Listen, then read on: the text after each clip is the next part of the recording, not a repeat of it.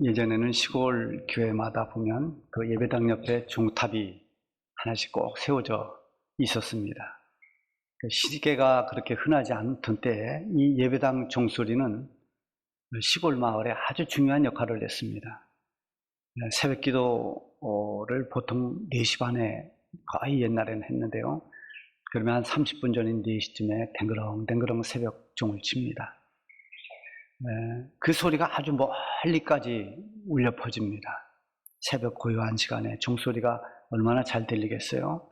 그러면 그때 교회 근방에 있는 모든 마을에 사는 분들이 지금 새벽 4시 되었구나 이렇게 알게 됩니다. 그래서 이제 새벽 기도를 갈 분들은 옷을 입고 이제 교회를 향하게 되고, 또 아침 일찍 도시락을 싸서 아이들 학교 보낼 어머니들은 이제 밥할 준비를 하러 나가고, 또 여름에는 해가 길다 보니까 또 낮엔 뜨겁다 보니까 해 뜨기 전까지 일하기 위해서 일찌감치 들로 밭으로 나가는 그런 분들도 있습니다. 더 자도 되는 사람들은 새벽 종소리를 차장가 삼아 더 푹 자면 되고요. 이렇게 새벽에 종을 쳐도 그때 당시에 누구도 항의를 하거나 아니면 민원을 내는 사람은 없었습니다. 민원 낸다는 것 자체가 이제 없었으니까요. 그냥 함께 살아가는 마을 공동체의 일부로 그 예배당 종소리를 그렇게 받아들이면서 다 그 종소리를 들었습니다. 주일 예배나 또 밤 예배 때는 조금 달라요. 3번을 칩니다. 1시간 전에 초종을 칩니다. 이제 예배 시간이 되니까 준비를 해라 이럽니다. 그 다음에 30분 전에 또 한 번 칩니다. 이게 재종입니다. 이 재종은 빨리 서둘러라, 30분밖에 안 남았다, 이제 그런 의미가 있고요. 그리고 이제 마지막 치는 건 이제 예배 시작한다, 이런 종입니다. 그렇게 종을 치고 예배를 시작했습니다. 만약에 세상의 모든 사람들이 들을 수 있는 종소리가 있다면 예수님 재림할 때 이걸 3번 쳐주면 어떨까? 예수님 오시기 한 1년 전에 초종 한번 쳐주고, 이제 1년 남았구나. 또 1달 전쯤에 재종 한번 탁 쳐주고, 아이고 예수님 오실 때 1달 남았구나. 예수님 오시는 날 새벽에 한번 이제 오신다 하고 치고, 이러면 아마 더 많은 사람들이 준비할까, 그런 생각도 한번 해봤습니다. 우리가 부르는 찬송가 180장에 보면은 하나님의 나팔소리 천지진동할 때 예수 영광 중에 구름 타시고 천사들을 세계 만국 모든 곳에 보내어 구원받은 성도들을 모으리. 이 하나님의 나팔소리는 초종도 재종도 없습니다. 이 나팔소리가 진동할 때에는 예수님이 재림하시는 것입니다. 이 예수님의 재림을 준비할 그런 여유가 없습니다. 하늘로부터 울리는 그 나팔소리는 준비하라는 소리가 아니라 이미 이제 예수님 오신다라는 사인입니다. 하나님께서 하늘 영광을 버리고 육신을 입고 이 세상에 오실 때, 그때는 어떤 나팔소리도 없었습니다. 종소리도 없었습니다. 그야말로 조용한 베들레헴 어느 말 구육간에 동정녀 마리아를 통해서 예수님은 육신을 입고 세상에 오셨습니다. 세상은 예수님을 알아보지 못했습니다. 그분이 우리를 구원해 주시기 위해서 오신 구주인지를 알지 못했습니다. 죄의 밤이 깊어진 그 어둠의 세상에 빛으로 오신 예수님을 알아보는 사람이 별로 없었습니다. 우리 교회 예배당 저쪽 벽면에 보면은, 이제 하천 쪽으로 보면은 크게 현수막이 걸려 있죠. 이게 지나가면서 보셨을 겁니다. 거기에 보면 빛으로 오신 예수 그리스도 이렇게 크게 써놨습니다. 요한복음 1장 15절에 보면 빛이 어둠에 비치되 어둠이 깨닫지 못하더라. 그 당시에 빛으로 오신 예수님, 그 예수님을 알려주는 어떤 현수막도 없고 어떤 홍보도 없었습니다. 사람들이 무관심 속에서 예수님이 오셨습니다. 이스라엘은 오래전부터 메시아를 기다리는 메시아 대망 사상이 있습니다. 그래서 이스라엘 사람들은 다 언젠가는 하나님이 보내주시는 메시아가 오실 것이다 라는 것을 다 알고 있습니다. 우리를 구원하실 구주가 오신다라는 이 하나님의 약속의 말씀을 이성적으로는 다 알고 있었지만은, 실제로 정말 구주가 오시기를 간절히 사모하면서 갈망하며 기다리는 사람들은 별로 없었습니다. 심지어 메시아를 보내주시겠다는 이 하나님의 약속을 다 잊어버리고 그리고 메시아에 대한 소망마저 잃어버린 채 로마의 지배 아래서 늘 한숨 쉬면서 절망과 한숨으로 모든 걸 체념하며 사는 사람들이 참으로 많았습니다. 그때 하나님의 약속을 신뢰하면서 믿음으로 메시아 되신 예수님, 그 구주가 오시기를 간절히 기다리며 기도로 깨어있던 한 사람이 있었습니다. 그 사람이 바로 오늘 본문에 나오는 시므온이라고 하는 사람입니다. 25절에 보면 예루살렘에 시므온이라 하는 사람이 있으니 이 사람은 의롭고 경건하며 이스라엘의 위로를 기다리는 자라. 성령이 그 위에 계시더라. 시므온을 이렇게 소개합니다. 자, 이스라엘의 위로는 구원하실 구주가 오는 것입니다. 진정한 위로는 잠시 받는 이 세상의 위로가 아니라 가장 큰 위로, 영원한 위로는 우리가 구원받는 것입니다. 아무리 나에게 주어진 현실이 지금 힘들고 괴로워도 구원을 받았다는 이것 하나만 가지고도 우리는 충분히 위로를 받을 수 있습니다. 내가 잠깐의 세상을 사는 동안 이런 힘든 삶을 산다 할지라도 나는 영원한 생명을 얻었고 구원받았다라는 이것이 우리에게 얼마나 큰 위로가 됩니까? 사랑하는 가족을 잃었어도 그 슬픔이 견딜 수 없이 크지만은 그 큰 슬픔도 이겨낼 수 있는 위로는 그가 구원받았다라는 이 사실 하나만 확실하면 우리는 하늘의 위로로, 이 위로로 얼마든지 위로를 받을 수 있는 것입니다. 시므온이 그토록 기다리던 구주가 오셨습니다. 아기 예수님을 만난 시므온이 말합니다. 30절에 보면 내 눈이 주의 구원을 보았사오니, 내 눈이 주의 구원을 보았사오니, 구주가 오신 것을 내 눈으로 봤다 이겁니다. 이분이 구주다라는 고백입니다. 아기 예수님을 보고 이런 믿음의 고백을 합니다. 그는 예수님이 행하신 놀라운 기적을 본 적이 없습니다. 예수님이 가르쳐 주시는 하늘의 진리를 들은 적도 없습니다. 이제 세상에 막 오신 아기 예수님입니다. 그 아기 예수님을 안고 구주가 오셨다고 그렇게 기뻐하며 하나님께 영광을 돌립니다. 구주이신 예수님이 오신 것은 만 백성에게 예비된 것이요, 이 구주로 오신 이분이 이방을 비추는 빛이 되실 것이요, 모든 주의 백성들에게는 영광이 됩니다. 내가 이런 구주를 보았으니 이제는 나를 평안히 눈을 감을 수 있습니다. 이렇게 말하고 있는 거죠. 어느 때 어느 상황에서도 하나님을 바라보는 사람은 하나님께서 하시는 일에 민감하게 반응할 수 있습니다. 하나님이 이루시는 그 거룩한 위대한 일들을 쉽게 깨달을 수 있습니다. 시므온이 죄와 어둠이 가득 찬 그 시대에도 깨어 있다가 구주로 오신 예수님을 알아보는 이 영적 통찰력이 가능했던 이유는 무엇인가? 그는 어떤 사람이었는가? 어떻게 아무도 알지 못하는 빛이 세상에 왔지만 어둠이 깨닫지 못하던 그 시대에 그분이 구주인 줄 알고 하나님께 영광을 돌리는 이런 영적 통찰력을 가진 것은 무엇 때문일까? 오늘 이 시므온이 어떤 사람인지를 보면서 알 수가 있습니다. 첫 번째, 시므온은 의롭고 경건한 사람이라고 했습니다. 늘 제가 강조합니다만 이 성경에 나오는 이 여러 가지 단어들, 그 개념은 일반적인 개념과 다른 것들이 많이 있습니다. 예를 들어서 죄라고 하는 일반적인 개념은 어떤 도덕적 차원에서 말합니다. 남들에게 피해를 끼친 아주 나쁜 행위, 이게 죄라고 하죠. 살인, 도둑질, 그다음 여러 강도, 등등 이런 죄라고 하는 그런 개념이 도덕적인 것입니다.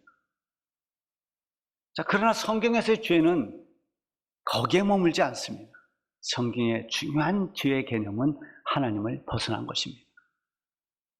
그래서 죄라고 하는 이 하말티아라고 하는 헬라어 단어는 원래는 화살을 쐈을 때 그 화살이 관역으로 가지 않고 관역을 빗나간 것을 말하는데, 이것이 하나님의 뜻을 빗나간 상태를 말하면서 성경에서는 하말티아, 죄라는 단어도 그렇게 사용됐습니다. 그러니까 의롭고 경건하다는 것은 하나님 보시기에 하나님과 관련해서 하나님을 경외하는 그런 어떤 경외함이 없는 상태에서 이 단어를 쓸 수가 없습니다. 우리가 말하는 저 사람은 의리가 있어, 그런다고 해서 의로운 사람이다 이렇게 말하지 않는다는 겁니다. 그래서 이것을 구분할 수 있는 아주 좀 쉬운 방법 중에 하나가 그 앞에 하나님 보시기에 라는 단어를 붙이면 조금 쉽게 그 개념을 이해하기가 쉽습니다. 하나님 보시기에 의로웠다. 하나님 보시기에 경건했다. 이겁니다. 그러니까 하나님께 기준을 두는 것입니다. 시몬은 하나님 보시기에 참 경건한 사람이었습니다. 어떤 경우에도 세상의 풍조에 휩쓸리지 않았습니다. 믿음을 지키면서 하나님의 약속을 따라서 살아온 그런 사람입니다. 아기 예수님을 안고 구주가 오셨음을 알고 내 눈이 주의 구원을 보았다고 할 만큼 그는 탁월한 영성으로 깨어 있었습니다. 그의 의로움과 경건함이 이 시대에 잘못된 그 시대에 아주 잘못된 그런 풍조에 오염되지 않도록 했습니다. 여러분, 우리가 하나님 보시기에 의와 경건을 갖추면 세상의 온갖 오염된 그런 죄악의 문화들이 우리를 덮쳐도 거기에 물들지 않습니다. 오염되지 않습니다. 490장 찬송에 보면은 세상 풍조는 나날이 변하여도 나는 내 믿음 지키리니 인생 살다가 죽음이 꿈 같으나 오직 내 꿈은 참되리라. 허망하지 않는 꿈, 참된 꿈을 가지고 이 세상이 어떻게 변해도 끝까지 믿음을 지켜나간다는 게 얼마나 중요합니까? 시몬이 지금 나이가 많아서 늙었지만 그는 헛된 꿈을 갖지 않았습니다. 오직 주님이 오시는 그것을 꿈꾸며 살았습니다. 언제 주님이 오실까? 그가 꿈꾸던 대로 드디어 구원자 예수 메시아가 오셨습니다. 그래서 이제는 죽어도 이제는 나는 여한이 없다는 그런 마음이 평안하다는 그런 고백을 하지 않습니다. 하나님이 나를 편하게 눈을 감도록 그렇게 녹아주시는구나. 죽음 앞에서 허무하지 않고 꿈꾸던 구주를 만났으니 그저 기쁘고 감사할 뿐이었던 것입니다. 죄인들을 구원하실 구주가 오셨음에도 그 기쁨과 감격을 이 시몬처럼 누리는 사람은 별로 없었습니다.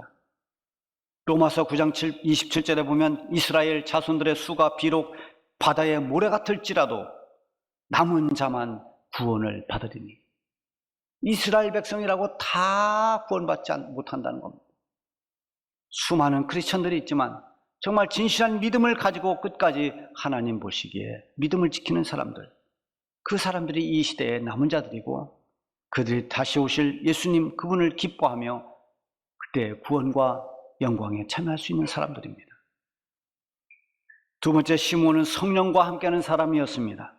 25절에 보면 성령이 그 위에 계시더라. 26절에는 성령의 지시를 받았더니 27절에는 성령의 감동으로 성전에 들어가네. 자, 이렇게 시몬은 성령과 함께했고 성령에 이끌려 살았습니다.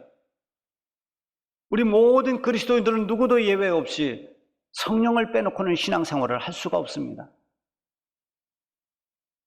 성령의 이끄심을 받는 사람들, 성령이 임재하고 성령을 믿으면서 성령의 그 인도하심을 따라서 사는 사람들, 이 사람들이 그리스도인들입니다. 성령이 떠나가면 우리는 무능합니다. 영적으로 힘을 잃어버립니다. 기도하면서 예배드리면서 성령의 임재를 기다리며 그 인도하심을 따르려고 하는 사람들은 언제나 하나님 앞에 겸손히 엎드려 기도합니다. 자기를 먼저 앞세우지 않습니다. 성령이 나를 어떻게 인도하실까? 성령이 임하면, 성령의 감동을 받으면 내가 지금까지 생각했던 모든 생각을 다 버리고 하나님께 귀를 기울이고 하나님을 주목합니다. 왜냐하면 하나님이 나보다 더 위대하시고 하나님이 나와 비교할 수 없는 그런 놀라우신 능력에 전능하신 하나님이시기 때문입니다. 이사야 55장 9절에 보면 이는 하늘이 땅보다 높은 것 같이 내 길이 너희 길보다 높으며 내 생각이 너희 생각보다 높으니라. 결국 성령의 인도하심을 받는 사람의 특징은 하나님께 초점을 둡니다. 하나님의 생각이 내 생각보다 더 높고 하나님의 판단이 내 판단보다 훨씬 더 낫기 때문입니다. 시몬은 기도하는 가운데 성령의 지시를 받습니다. 26절에 보면 그가 주의 그리스도를 보기 전에는 죽지 아니하리라 하는 성령의 지시를 받았더니 너는 나이가 많고 늙었지만 그리스도를 보기 전에 넌 죽지 않을 것이다. 바꿔 말하면 너는 구주로 오신 그리스도를 보고 죽을 것이다. 어떻게 보면 성령을 통해서 받은 이 응답이 지금 시몬 나이가 많습니다. 늙었습니다. 죽을 때가 가까워 왔습니다. 시대는 암울합니다. 어떤 희망도 보이질 않습니다. 여러 가지 자기 생각으로 생각해 보면 내가 과연 그리스도를 만날 수 있을까? 그러나 그는 자기의 그런 판단을 다 뒤로 하고 오직 성령의 지시를 믿었습니다. 성령이 충만하다는 것은 성령의 지배를 받는 것입니다. 성령의 인도하심을 따라 순종하며 사는 것입니다.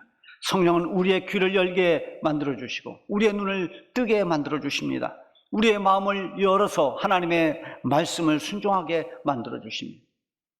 성령과 함께하는 사람이 성령의 사람이 되는 것입니다. 성령의 이끄심을 따라서 살았던 이 시몬처럼 우리 사랑하는 주중교회 모든 성도 여러분들이 성령의 이끄심을 따라 살아가시길 바랍니다.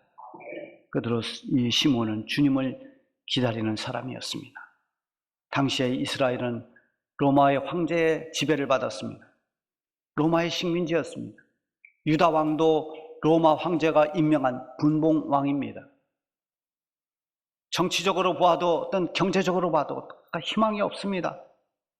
정말 어두운 시대입니다. 살기가 힘듭니다.